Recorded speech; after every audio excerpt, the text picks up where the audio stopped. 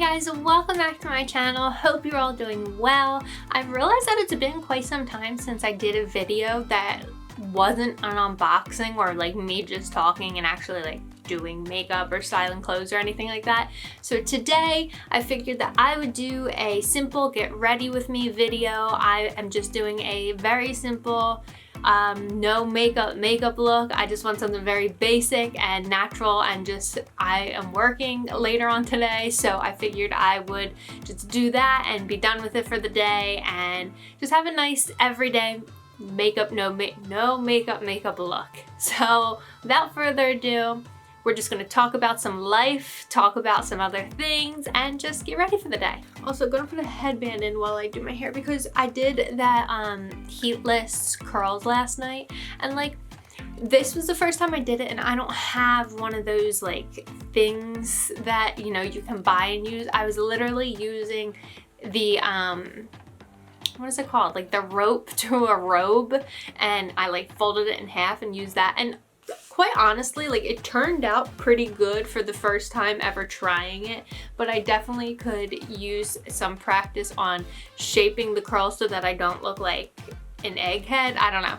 But in any case, I was actually pretty impressed with it. So the first thing I'm going to use is my primer from Benefit, the Professional Primer, which I mean is such a popular product. I feel like everybody knows what this is, and I got it recently in, I got it in BoxyCharm or FabFitFun. I think I got it in my FabFitFun. I got it in one of the subscription boxes this past month, and honestly it was the first time that I have used it because I just have so many other primers that I use all the time, so I never got around to like going out and purchasing this primer because I was like, you know, I have so many of them, let me get through the other ones first before I go and purchase more.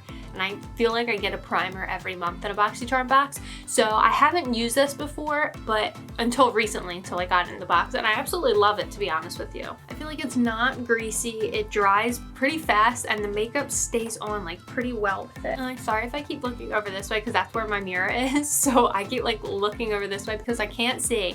To this day, I still haven't gotten like a screen or a monitor to be able to see myself looking forward, so I have my mirror over here because I can't see in that tiny little viewfinder screen, so apologies for that. Then for foundation, I'm just going to use the last tiny little drop I have of my Urban Decay All Nighter foundation while I still have some sort of tan left, because this is the darker shade that I have, so I'm just going to use this up. Also, my beauty blender is so nasty right now, so pardon that appearance. Like, I don't want a lot of foundation, to be honest, which I say that and I just put so much on, but in any case, I'm just trying to do something like very light. I feel like lately, especially after barely wearing makeup this summer, the heavier the makeup on my face, like I'm not about it, you know? I just feel like very constricted and like smothered if I have too much makeup on. I definitely feel like my well, not all my makeup looks, but like most of my makeup looks have just been definitely lighter, and when it comes to foundation, I'm definitely doing like a very lighter coat. Honestly, the Urban Decay All Nighter foundation has been my go-to for as long as I can remember. I think I started using it back in college. A friend of mine that I worked with in retail at my retail job then, she recommended it because she was very into makeup. She still is, and her makeup always looks so good, and she recommended trying this out because I was like in between foundations and couldn't find one I liked, and ever since then I've been using it, to be honest. Which I use other foundations as well, but this is just like if I'm trying to get ready and don't feel like testing things out, this is what I go to. And then this beauty blender, I don't remember the brand. I got it in a BoxyCharm, I think maybe in July perhaps, but I don't remember the brand, but it's really good. It came in like a pack of 4. And honestly, BoxyCharm, I've been so fortunate to like find so many different products that I really like in those boxes. And I've actually have a few that I'm going to use today from those boxes. And then for concealer, I just have my Conceal and Define concealer from Makeup Revolution. Here it is here. I got this in PR a few months ago, and I really like it. I feel like their concealer is very comparable to Shape Tape, which is awesome.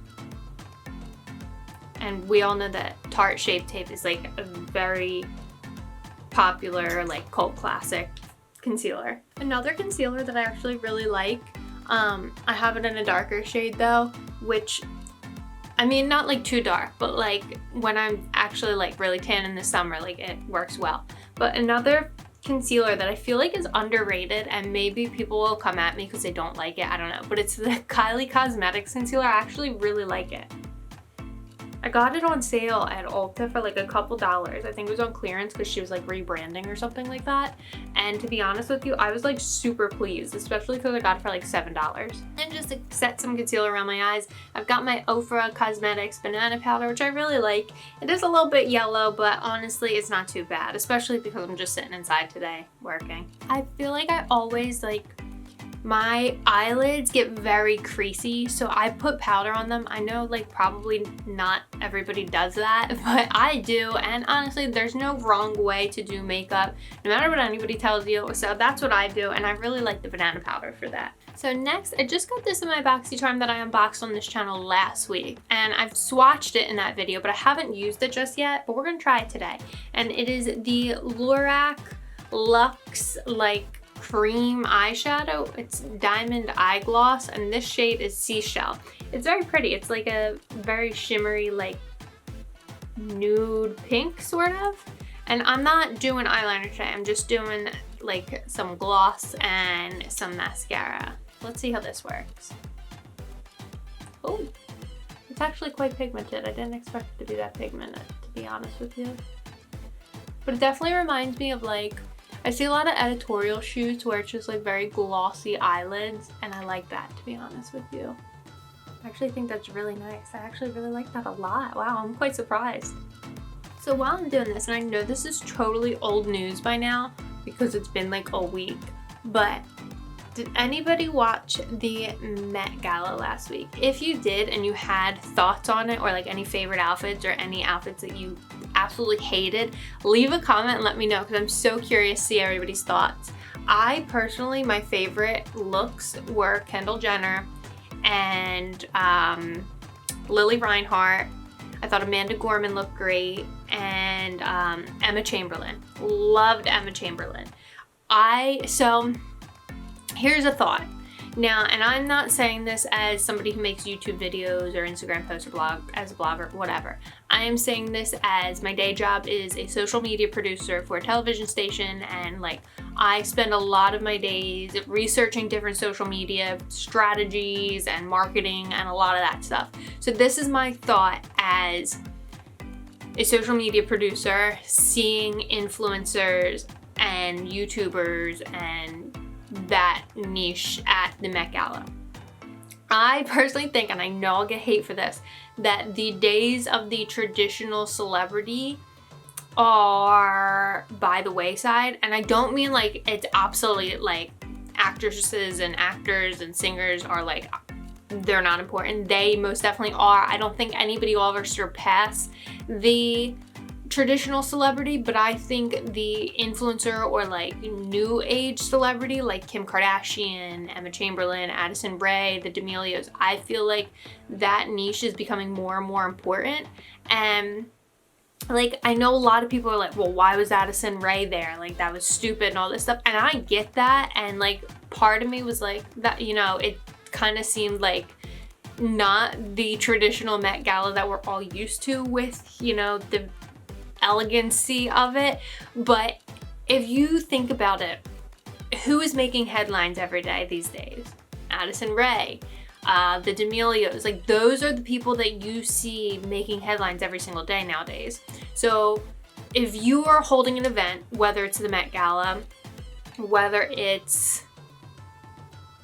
I don't know, a launch of your product, a movie premiere, whatever the event is, if you are holding an event that you want to be notable and you want, you know, as many eyes on it as possible, who are you going to invite? You're going to invite the people making headlines every day. So with that being said, I totally understand why Anna Wintour would invite all these people to the Met Gala. Like, it makes sense. Those are the people that people are talking about. And if you think about it now, whether or not you're a fan of those influencers being at the Met Gala, that's who you're talking about, because you're either like, wow, it's awesome that they were there, or why were they there? Either way, you're talking about it, which that's publicity, honestly. Real quick, I'm really pleased with how that gloss turned out. I like it a lot. So anyway, I don't think the Met Gala is the only event that, you know, the organizers realized that the power of influencers and social media was quite important. I've seen this happening at a lot of events, like even the MLB Celebrity All-Star Game this summer had so many TikTokers in the game. You had JoJo Siwa, you had, I think Noah Beck or Bryce Hall, one of them, I don't remember. Josh, whatever one is on the podcast with Dave Portnoy and Brianna for Barstool. I don't remember his last name, but I'm pretty sure he was on it. Like, there's a lot of like TikTokers and like social media stars in that game, and it was like, at first I was like, that's really strange, like I don't really like this, but then at the same time I was like, this is actually like really incredible that social media and like the influence that these kids have on social media is so important that, you know, MLB or Vogue or whomever is reaching out to them to partake in their events. So for mascara, I'm going to use the Milk Makeup Kush Mascara. I got this in a BoxyCharm as well. It is waterproof. I'm not typically a fan of waterproof mascara, but this one I actually am, and like their packaging is like so like intense, but I like this mascara a lot. Also, I know a lot of people say that the days of the influencer are numbered, and I really don't think so. I do think the days of the just posting a picture to Instagram and calling it a day are numbered. Like those sort of influencers are numbered. But I think with the rise of TikTok and, you know, a lot of people are going back to YouTube, and just video content overall is really important. And I think you're going to see more of a rise of influencers or, you know, content creators that have something to offer. I feel like that is more on the rise. Like you have, and I know, you know, people will be like, well, Addison Rae and Charli D'Amelio don't have anything to offer. Maybe not like that you can use in your life, but they are entertainers, I would refer to them as, because they're dancing and like their video content is entertaining. And I think that's the category of influencer they fall under. But then you've got a lot of like educational influencers, and I'm not saying educational like 1, 2, 3 ABC. I'm saying like you've got the women from The Home Edit, which they're showing you how to organize. You've got the women from A Beautiful Mess, which they're showing you DIY and home improvement. You've got all the beauty gurus who are showing you different, you know, makeup techniques or skincare products. You've got so many different influencers or content creators out there nowadays that are giving you content that you can find useful within your own daily lives, and I feel like that is going to be on the rise. And I don't think that type of influencer will ever go away, especially because you're always going to need some source of information. And whether, you know, 5 years from now, TikTok may not be as popular as it is today, but you'll always have a new medium or a new social media platform that's going to arise that people are going to flock to, and then you're just going to have to adapt. And, you know, you'll end up finding your information or whatever it is that you're looking for on those platforms. It's never going to end. I think throughout time you'll have different types of influencers on the rise, and the current influencers will have to find a way to adapt to those new ways of influencing, but I don't think that it's ever going to go away, especially because it's like a multi-billion-dollar industry now. And again, I'm not saying any of this is somebody who creates content, because let's be honest, I've got like a handful of followers compared to like everybody else, but I'm saying this is somebody who works in, you know, the industry, and I am so delved in digital marketing that I see how important marketing is in the digital world rather than, you know, traditional marketing, which traditional marketing is still important, but I feel like digital marketing is what brands and companies and everybody gears towards nowadays, especially because the impact of it, and it tends to be cheaper than putting up a billboard or anything like that. You're getting a lot of free marketing through social media. So if you can like social media on its own. So if you are able to take those traditional marketing dollars and put them towards digital marketing and, you know, influencers and having creators create content for your brand, that is so important, because you're not only reaching your audience with that, you're reaching their audience as well. And if they have 3.5 million followers and you have 2 point whatever million followers, you're going to have a lot of, you know, residual followers from them follow your brand because they trust those influencers and their opinion, so their followers are going to go follow your brand, and it's like a cycle. And it's really incredible actually, because growing up, you know, when I grew up, there wasn't all these social media platforms like there is today. We had MySpace, which, you know, was like the big thing, and Facebook ended up becoming a big thing back when I was in like middle school or high school. But like nowadays, there's so many different ways to market your business through social media, and so many different social media platforms and different types of content to create through those platforms, and, you know, a lot of celebrities through those platforms. It's really incredible. So next for blush, I've got the Pixie Beauty On The Glow blush stick. I absolutely love cream blush lately, and I don't just like apply it to my face like that. I actually take a little sponge and I put it on the sponge first and then put it on my face, because I feel like you're less likely to smear your foundation or like move your foundation around if you use a sponge like this. So anyway, hope you enjoyed my rant on the influencer space. I just see a lot of people say that, you know, days are numbered, and I'm just like, no, they're not. Like, whether or not people like it, and I get that, you know, a lot of people don't like change and they don't like this whole influencer world, and I get that, you know, like a lot of times it can be dangerous, especially for like young impressionable people, but it's not going anywhere, fortunately for many. I really like cream blush. I feel like it gives like a nice like soft glow, rather than some powder blushes are just too strong, I feel like. Then I'm just gonna do a light highlight with the Bronze Goddess Heat Wave palette. Well, the shade is Heat Wave from Estee Lauder. I don't use this very often, to be honest with you. I got it at an event I was at recently. Not even recently. Honestly, this is probably old now that I think about it, but it still works. This is a very light highlight. I don't want to look sweaty. I like this like natural glow.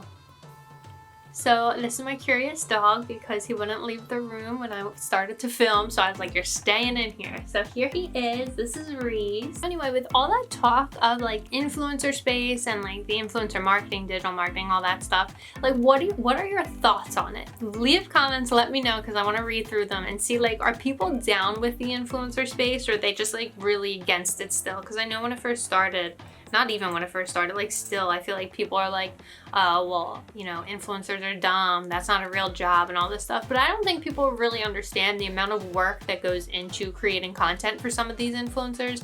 Like, you have to be your own editor, your own producer, your own writer, your own, if you're in front of the camera, your own model. You have to do a lot. Like, sometimes these influencers are managing themselves. There's a lot that goes into it, to be honest. So leave comments and let me know your thoughts on all that, because I'm curious. So for lip, I'm using the Cab Cosmetics lip oil. I absolutely love this stuff. Kind of reminds me of summer.